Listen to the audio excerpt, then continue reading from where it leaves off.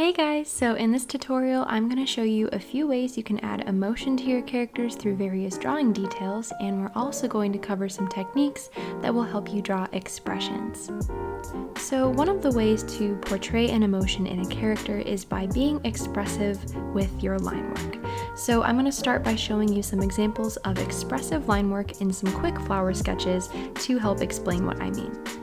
So if we want to portray an emotion of sadness, try to think about your lines being droopy or heavy and just being weighed down, if that makes sense. The general idea is that your lines should also communicate the feeling of what you're drawing. So if the emotion is sad, then try to imagine what that feels like, and in this case, everything about the flower is wilting and the angles and lines are all pointing downward to try to communicate that feeling, and it's all through the line work.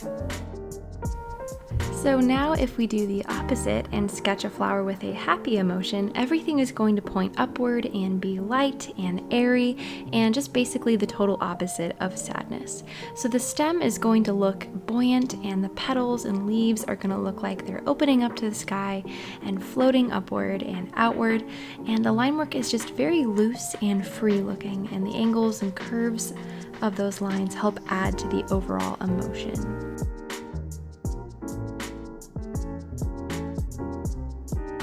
So now, if we compare the way we sketch those expressive lines in flowers to the way that we sketch characters, there's kind of a similar theme if you look closely. So you can see that the lines and angles of my sad character kind of emulate what I did with the sad flower, because everything about this character is drooping and kind of wilting. You can see that a great way of expressing this emotion is actually in the line work of the hair, because none of it is floating or full of energy like what we would see with a happy character, and instead it just looks weighed down and sad like the character does.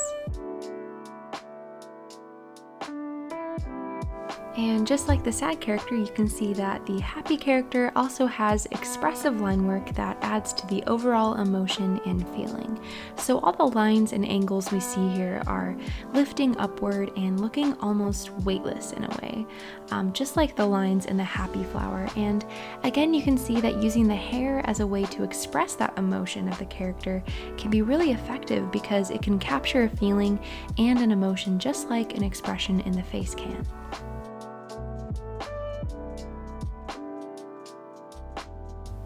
So now if we take a look at an angry emotion in a character, the line work is pretty different from the loose and flowy lines that we just saw in the happy and sad characters.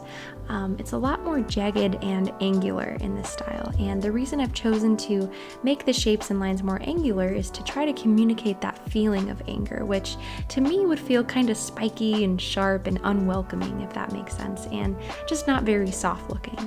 So once again, you can see that her hair is the main communicator of this emotion because of how it's tangling around her in some kind of disarray, and there's a look of force in the angles that make it look like maybe she's just about to yell or something like that.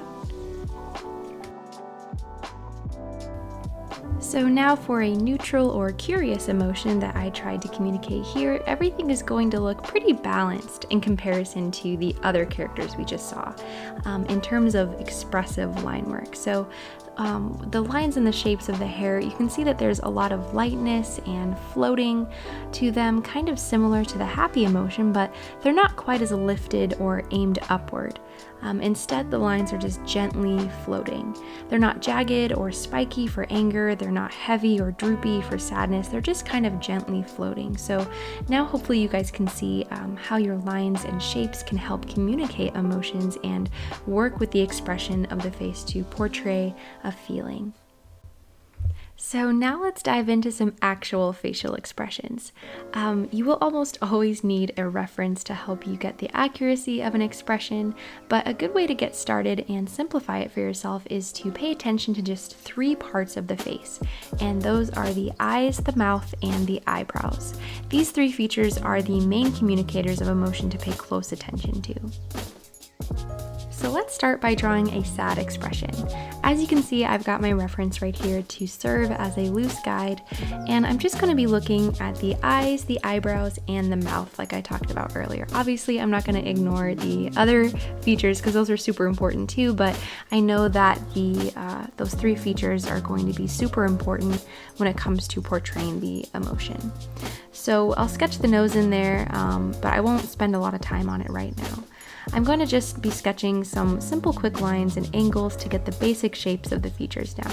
But you can see that the main characteristics that make this look like a sad expression are the low set eyebrows that turn up a little bit at the inner corners, and making sure that the eyebrows are really low over their face, or the eyes rather, is really important, because if the eyebrows are too high on the face, it won't really look sad. So the eyebrows are low and the mouth is very simple and flat. Not much really happens with the mouth with this expression, because the most intense features on a sad face are the eyes and the eyebrows. So you basically want to make sure that the mouth doesn't distract from the eye area, and keep it fairly simple. Now the eyes will obviously carry the most emotion in any expression, and that definitely applies to a sad face. You can see the eyes slant downward and look heavy and droopy like what we discussed earlier, and if it's a girl that you're drawing, I like to give her really thick eyelashes to increase that feeling of sadness. Alright, now let's draw a happy expression. So just like before, the most important features to pay attention to are the eyes, the eyebrows, and the mouth to communicate the emotion, and I'm just going to be roughly sketching in some lines and shapes that I see in the reference photo. Basically everything about this happy expression is the opposite of the sad expression. So you can see how the lines for the eyes are tilted upward and a bit more squinty compared to the heavy droopy eyes of a sad face, and that's because of the smile. The smile will always cause the eyes to kind of have more of a squint to them. The eyebrows are also much more lifted and higher on the face to give the face a more carefree look. There's something about low set eyebrows that give a face more of a heavy look. As for the mouth, I like to simplify it quite a bit for my art style, so this part really depends on what your style is. I don't draw, for example, every tooth in the smile. If it's like an open mouth, I just kind of simplify it, so that really depends on your style. But one of the ways to intensify the emotion that you see in the reference photo is to exaggerate some of the lines and shapes that you see. So whether that's making eyes squintier or raising the eyebrows a bit more, it can help to add some extra emotion.